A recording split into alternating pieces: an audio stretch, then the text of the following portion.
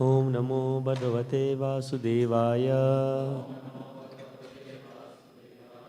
Reading from Srimad Bhagavatam, Canto 3, Chapter 24, entitled The Renunciation of Kardama Muni.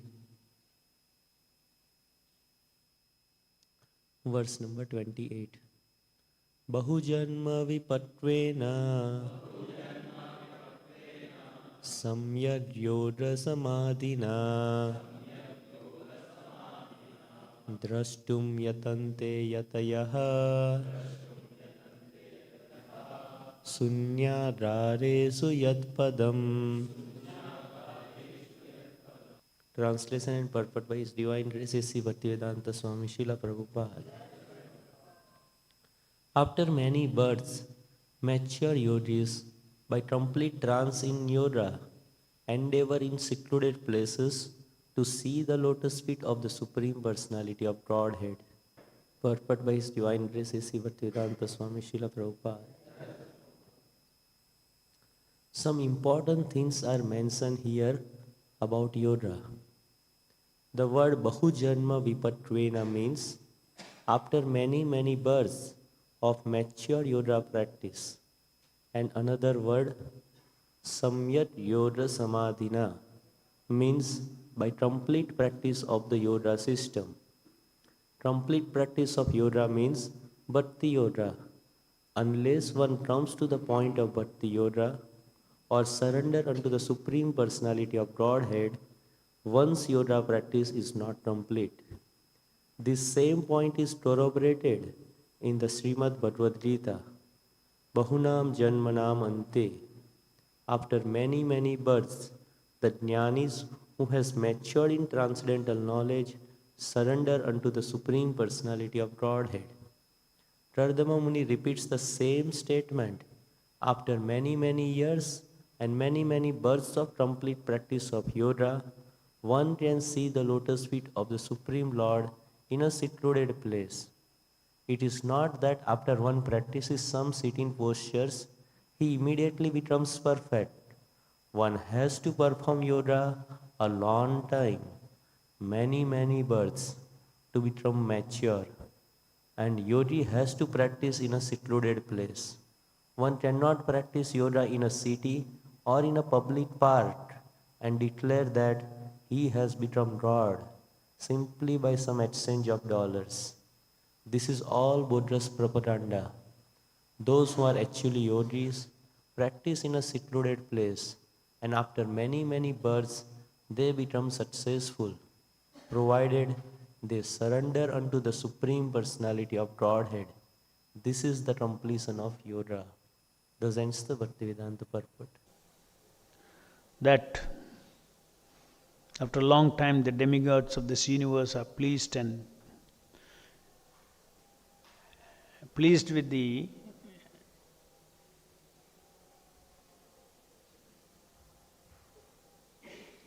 situation of the suffering souls, pleased to see that the Lord is descending, because they were seeing that the suffering souls were entangled in this material world due to their own misdeeds. After many births, mature yogis by complete trance in yoga endeavor in secluded places to see the lotus feet of the Supreme Personality of Godhead. So, Kardama Muni is talking about Kapila Muni because he approached Kapila Muni in a secluded place and offered obeisances to him, and then he is reflecting on the absolute truths about the Supreme Lord and his incarnations. So Prabhupada starts the purport by saying some important things are mentioned here about yoga. The word Bahu Janma Vipakvena means after many births of mature yoga practice. So, there is a passionate, there is an understanding influenced by the mode of passion, that self-realization will happen all of a sudden. That is not at all the opinion of the scriptures. The opinion of the revealed scriptures is that self-realization is gradually attained. Just like a cloud clears, gradually, slowly sunlight starts coming through the lightened cloud. Initially the cloud is very thick, then it becomes light, thinner. When the cloud becomes less dense, you see the sunlight starts peeping in. And then finally this entire cloud goes away. That is self-realization. God realization, self-realization is a result of many, many janmas, many, many lives, the living entity who is in this, entrapped in this material world and suffering in this material body. If he has to come out of this material body, if he has to get liberated from this material entanglement, if he has to get liberated from this material life, then he has to culture transcendental knowledge. Bahunam janmanam ante jnanavan mam prapadyate. After many, many births, Krishna says, who jnanavan, those who are even jnanavan, then they surrender to Krishna. How do they become jnanavan? Bahunam janmanam ante. At the end of many, many years of practice, then they become jnanavan. Now, whenever Krishna is speaking of jnana, obviously he is speaking about Vedic jnana, not about anything else. Revealed scriptures. So, those who are it's not about speculation. He is not talking about speculation. They are lower than jnanis, speculators. The jnani or jnana is the word used whenever we talk about yoga. The jnana is used in reference to knowledge about the revealed Vedas. And revealed Vedas, Vedavyas has summarized in the 4 Vedas, then the Upanishads, then the Puranas, Vedanta Sutra, then after Vedanta Sutra, Srimad Bhagavatam. Bhagavatam was the final work of Vedanta, of Vyasadeva.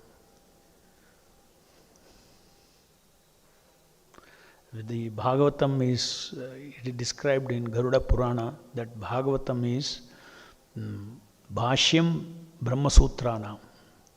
This Vedanta Sutra is also called Brahma Sutra. It's a commentary on Vedanta Sutra. Garuda Purana reveals.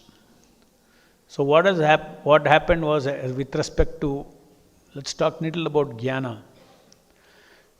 The Vedic perspective of jnana and jnani. Nowadays what has happened is in this yuga, jnani means impersonalist. Impersonalists have taken the name of being jnanis. Impersonalists have taken the name of being Vedantists. If they see bhakti yogis, they will say, "You are not a Vedantist, we are Vedantist," they say. These are standard languages, standard perceptions. You go anywhere to Haridwar, you go anywhere to any of those impersonal places, Varanasi, or anywhere you go. Because this interpretation of God as impersonal that interpretation was given to Vedanta Sutra, the verses in Vedanta Sutra, by Shankaracharya. After Shankaracharya gave this interpretation, impersonal interpretation to Vedanta Sutra, most of India is filled with, the 4 Shankara Maths which Shankaracharya established. And from there, this Vedas means impersonals. It became like that. But what does Krishna says? Vedescha sarvair aham eva vedyah. From all the Vedas, aham eva vedya. I am to be known by all the Vedas. That is Krishna's conclusion. So the person, the Vyakti, Krishna, is to be known from all the Vedas. The Vedas are knowledge that point out towards who is God. Vedas are the revealed scriptures that point out who is the cause of all causes, what is the cause of all causes. Janmadasyatya, from what? From everything from which everything has come out. The fountainhead of all existence, creations. Who is that? That is Krishna. That is a person called Krishna, not an impersonal.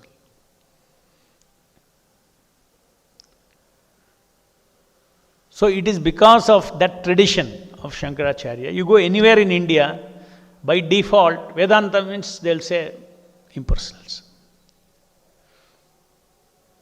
That is why Prabhupada was very happy when he was given the name Bhaktivedanta.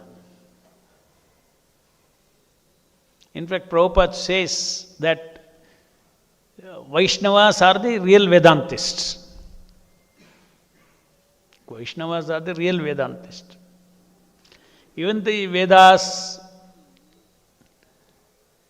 the material world is picturized by Krishna to Arjuna in the form of a Urdhva Mula Adha Shakha. A tree, an inverted tree where root is upwards, branches are downwards. Where do you find this kind of tree? Only it's a reflection of a real tree.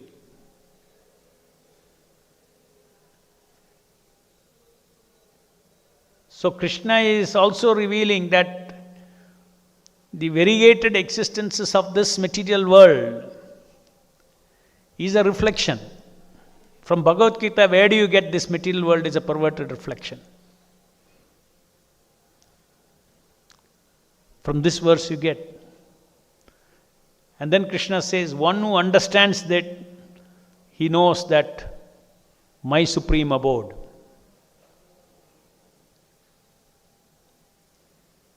Where you don't need sun, moon, electricity, all this you don't need. Self-effulgent world.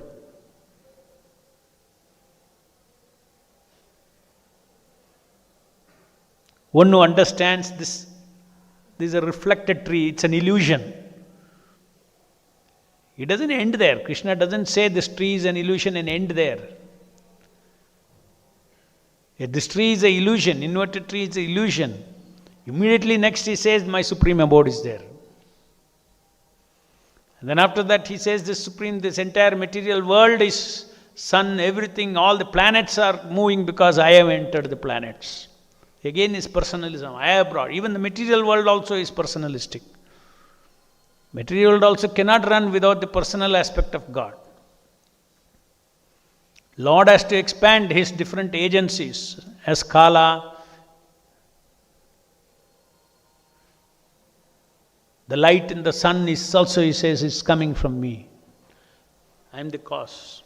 That way everything is the cause. But there are certain things he is personally the cause. There is personal activities. Andantarastha paramanuchantarastham. In every atom the Lord is there.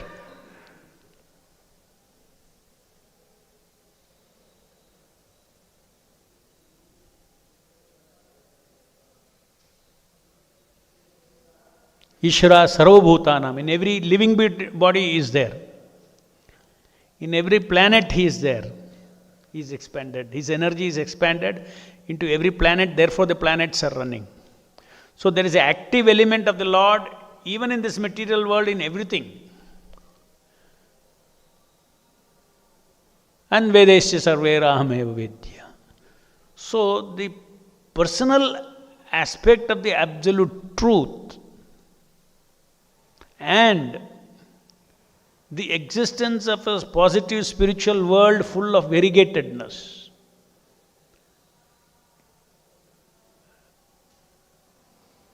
To attain that knowledge and to attain devotion to the lotus feet of that Lord, who is the source of everything, that is a goal of yoga. That is Samyak Yoga Samadhina. By complete practice of yoga system, Prabhupada says, complete practice of yoga means bhakti-yoga. Unless one comes to the point of bhakti-yoga, the surrender unto the Supreme Personality of Godhead, one's yoga practice is not complete.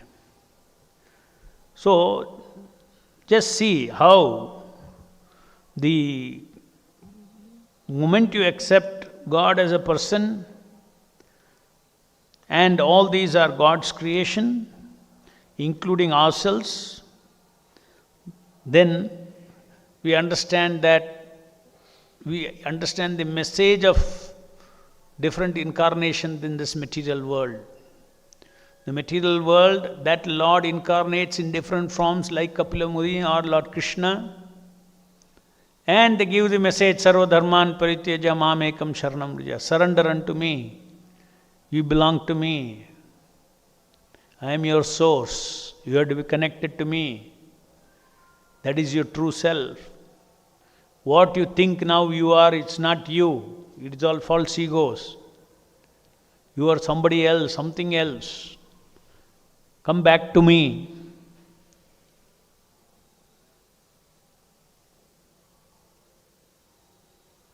For which we have to culture our consciousness. If it is impersonal understanding, it could be sudden also. Let's say Jnani has reached a particular point, he may get a sudden flash of Brahman. Brahman experience, he can get a flash of Brahman experience. But as far as complete yoga is concerned, it is not a sudden realization. You cannot see God unless you have the right bhavana, unless you have the right thinking, feeling and willing. You cannot get a glimpse of the lotus feet of the Lord. You cannot get. That is why here Prabhupada says it has to be vipakvena, mature yoga. It has to be practiced. When we practice, what do we practice? For complete achievement of bhakti yoga, what do we practice? First we have to practice hearing. Hearing is a source of knowledge, isn't it? And when hearing means we are talking about what the truth is, that is in the Vedas. So we have to hear Srimad Bhagavatam, which is a conclusion. That is our process, Bhagavad Gita and Bhagavatam. We go on hearing. Hearing is jnana, knowledge. And then we have to develop that hearing into faith. Knowledge becomes knowledge charged with faith. Because Vedic knowledge is not something that you are able to see directly. Just like you say, holy name is God Himself. Where do you see God Himself? You just see it as ordinary. With your senses you see as vibration. So your knowledge that, oh, He descends, He incarnates, oh, this is truth. Faith. So knowledge is charged with faith. First you have Vedic knowledge, then it's charged with faith. Faith means what? Whatever the scriptures say, whatever the scriptures reveal, they are the truth. That is called faith. So your ordinary knowledge gets charged with faith.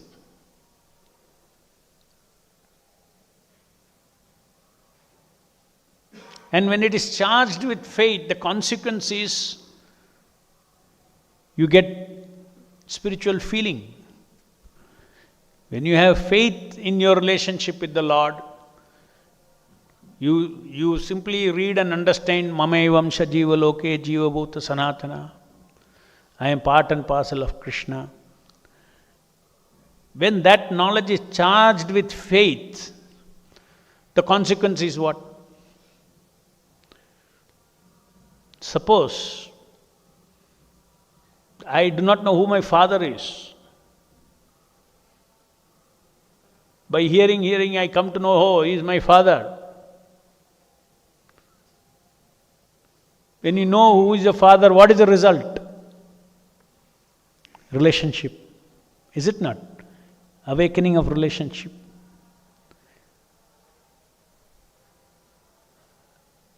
Awakening of love. So, knowledge is there, repeated Shravanam, with faith, consolidates your faith. Because of that faith, the natural consequence is Priti, love for God. You have love for Him, you want Him, you want to achieve Him, you get desire for achieving Him. So when we are charged with knowledge, faith and desire, feelings and desires, can these come all of a sudden? No. That is what is said, Bahunam Janmanam Ante. Even for bhakti-yoga also, Bahu Janma Vipakvena Samyak Yoga Samadhina. After many births, mature yogis, by complete trance in yoga, then by the blessings of the Lord, they get to see the lotus feet of the Supreme Personality of Godhead. So personal realization of God means we have to understand very clearly in bhakti-yoga, in sadhana bhakti, what do we do? In sadhana bhakti, we are culturing our mind with all these requirements. The devotees are engaging in devotion, service of the Lord with faith, with knowledge, faith, love. So knowledge is included. Knowledge is a starting point for bhakti. Starting point. Then it matures.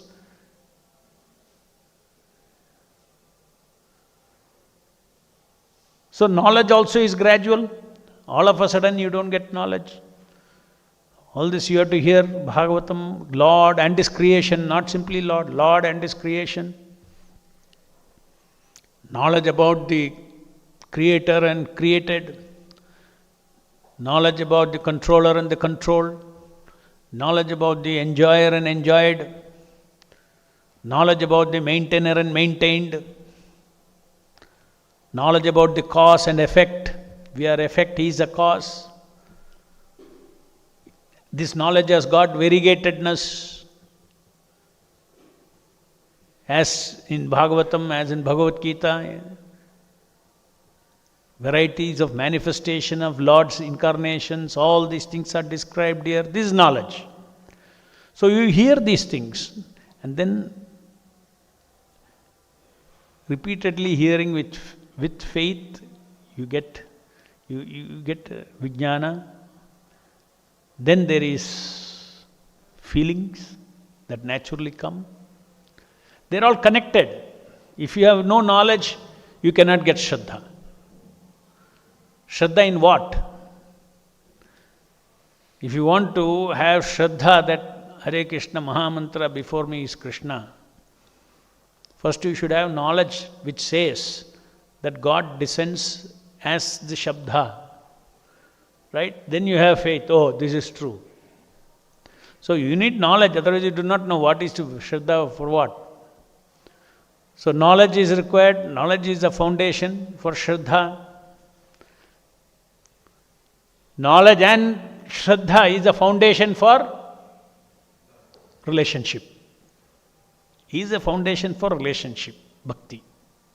So there is no bhakti without knowledge and faith. So this faith, when we say, when we Shraddha, when we say in this, it is not simply what these people say, you believe what you want, it becomes so. That's not what we are talking. They say bhakti also, like I believe in something, you believe in something, you believe in Krishna. Correct, correct. Faith is very important, they will say. Without faith you cannot progress. But faith we are talking about, when we say faith, we are saying faith in the scriptures, faith in the revealed knowledge. Because that is what you have to, that's where faith has meaning, no? It is not some technique. Faith means there is truth, and faith is a means to touch the truth. Truth is important, more important. Faith is a medium. So these people say, no, faith is what produces everything. You have so much faith one day, you have so much faith, God is Ganesha, you will see Ganesha one day. You have so much faith and that God is Krishna, you will see Krishna.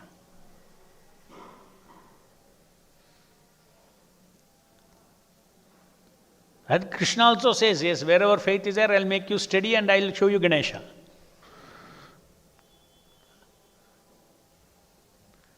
Those who worship me will come to me, those who go worship, they go to him.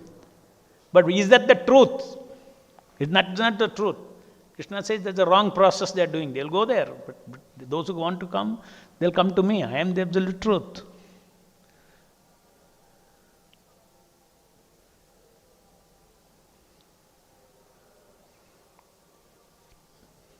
So complete yoga is possible only by devotion service, accepting personal God, accepting creation of the Lord with variegatedness. As I said, spiritual variegatedness, Krishna says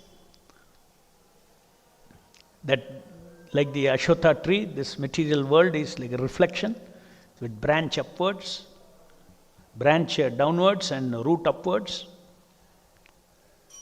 Urdhva Mula. So, everything is revealed in the Bhagavad Gita. As I said, because Shankaracharya's influence in this country, those who are following the Vedas, they call themselves as Vedantists. But unfortunately, all those people who call themselves Vedantists, they are all followers of Shankaracharya. So, the impersonalism has become like Vedantist.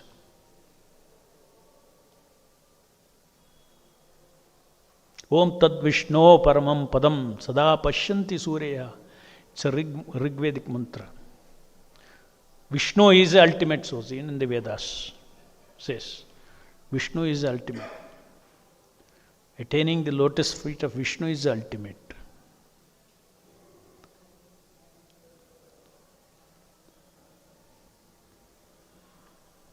Any questions?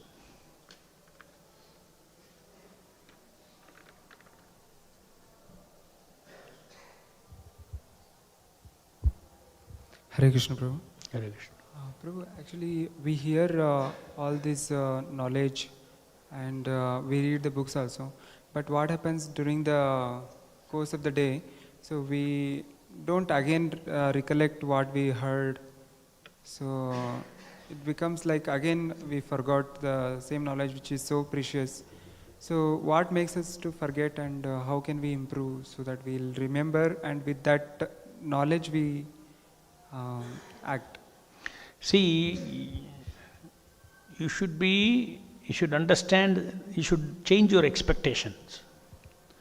Expectation that today what I read, whole day I'll remember. Yet what you read, you hear, so long you hear, repeatedly. Just like Bahunam Janmanam Vipakvena. Slowly, these things sink into ourselves. You have to internalize. Just by reading once it will not happen. There are so many things which today you have already internalized. You have internalized. When you go out preaching, you need not think I am doing it for Krishna. You need not remember. It's already there in you. What are you going for? Isn't it? When you are a new bhakta, because you are always used to working for yourself, you have to tell yourself, reminded, no. Whatever I am doing is only for Krishna, only for Krishna, only for Krishna. After some time, you don't have to remind yourself you are doing for Krishna, you are experientially doing for Krishna. You don't have to remember you are doing for Krishna. Why? Because your subtle body has changed. So, the answer to remember Krishna always is to repeatedly, change our subtle body, purify our subtle body to connect everything with Krishna. And then you will see, it's not happening 1 day or 2 days. It cannot happen in 1 or 2 days. 10 years from now, so many things you have internalized which you are not internalized now. Now you have to tell yourself very consciously some things. But it will become natural. So if you know the process, simply follow the process of hearing every day with faith, and then our subtle body will change. Then transcendental feeling also will come, feeling of devotion, feeling of surrender will also come. You don't have to consciously surrender, consciously all these things you don't have to do. When you do something, naturally it will come. When you love someone, naturally it comes, service. Right? When you know your relationship with somebody, naturally love will come.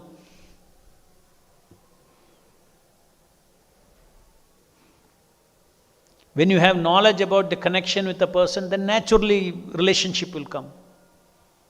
Is it not? So like this, it has to go into our system, our entire subtle body has to get, there is a meaning of saying purified. It has to get purified. Ignorance goes away first, then passion goes away.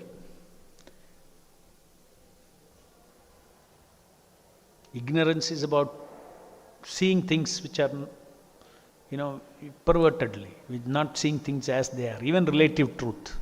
That is ignorance. Passion is when you have desire centered. You have desire in this material world centered around you. Then you see passion. Passionately you see the world. Then you want to understand that I have no role. I can't have any desire in this material world. I am spirit soul. I can have only desire for Krishna. That's my real nature. All other results are illusory desires. My real nature, my real desire is to serve Krishna. When you disidentify with all the bodily desires, then passion will go away. It's not my desires. These specific desires are produced by my body and my mind, my entire system is producing all these things. My desire is, if at all, now practically my desires are all perverted this way. My desiring capacity should be for serving the Lord.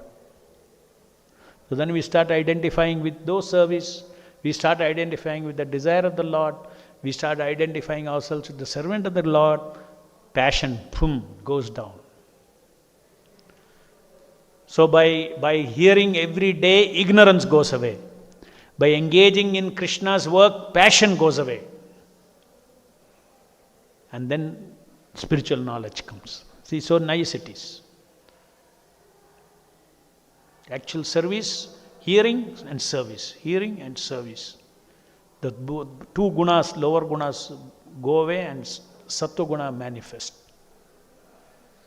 Any other question? Hare Krishna, Prabhu. Yeah. When it comes to impersonalism, is it like there is only one kind of impersonalism, or is it the merging of the jiva into Brahma Jyoti and also the merging of the jiva into the body of the Supreme Lord? Is that different or is it the same? And what is the end result of the jiva merging into the Supreme Body of the Lord?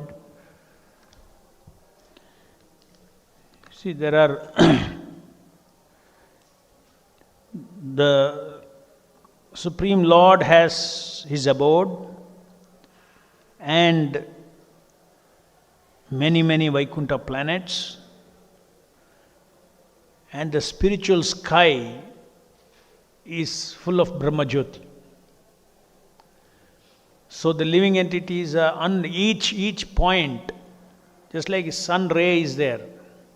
Each ray is a jiva, is a particle that's coming from Krishna, like rays of sun rays. So if in this material world, when we are in this body, we say, I am Brahman, I am Brahman, I am Brahman, I am not this, I am not this. They just come out of the material world and enter the Brahma Jyoti. This entire material creation is a cloud in Brahma Jyoti. At the edge of the cloud is the Brahma Jyoti. So you try to experience that. That is one way. Other way is when you meditate on the form of the Lord and you believe that I will merge into that Lord. These are all methods by which they think that this is a method of reaching Brahman. They don't really believe that that Lord is absolute. When impersonalists meditate on Krishna, I will merge with him when they say, first there in their mind what is coming is Krishna itself is formless. So I will merge into that formlessness. Now I am worshipping just to focus. Not that there is an eternal Krishna and into him I will merge. But by chance, if somebody has that desire, then Krishna will take them and merge him into his body. That Sayujya Mukti he will give. It's anywhere. You be a jiva, you like so many demons got that liberation. But it's the same status. In fact, Prabhupada would say that if you are in the Brahma Jyoti, at least you may get one more chance for, again you will fall down into the material world. You merge into the body, Prabhupada uses the word spiritual suicide.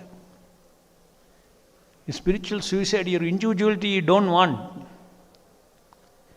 When you are going into Brahma Jyoti, you are simply thinking, I don't want individuality. There you are killing your individuality. Like that. Any other question? Is that not beneficial, Prabhu? What is not beneficial? Killing our individuality, Huh? is that not beneficial For whom? for the jiva in one sense? How it is beneficial? You won't suffer materially, that's all. But what about this positive, transcendental ananda? All this merging is only a sat realization. Moment sat, see you are in Brahma Jyoti. There it is, you are Satchidananda. Your nature is Satchidananda. But since you don't have any variegated, knowledge means variegated, no? So there is only pure awareness. I exist, I exist, I exist, I exist. You don't have a senses or to differentiate between your neighboring particle of light, Brahma, spiritual light. You cannot differentiate. So they all look identical. Suppose me and you look very identical, completely identical. I will think I am you, you will think I am me. Suppose all are identical, we will think we are all one. This is what all race in Brahma Jyoti are thinking like that. That we are all one. So there is no chit there. Chit means variegatedness, knowledge of variegatedness. So chit is not manifest in Brahma Jyoti. Ananda is also not manifest. Where is the question of Ananda? When chit is not there, there is no relationship also between two parts, two particles. There is no relationship also. So Brahman realization means only your Sat aspect, pure existence is there. That existential being, I am, I exist, that is there. That is a very big relief when compared to material suffering, because he gets, material world is suffocating. Because the chit in the material world is achit, ananda is nirananda, so he hates variegatedness, he hates relationship, and he says, no, I don't want anything. And pure existence. That is a truth, pure existence, he thinks. So he's missing out something, no? With respect to his Surupa, that cannot change. Atma is Satchidananda means it is Satchidananda.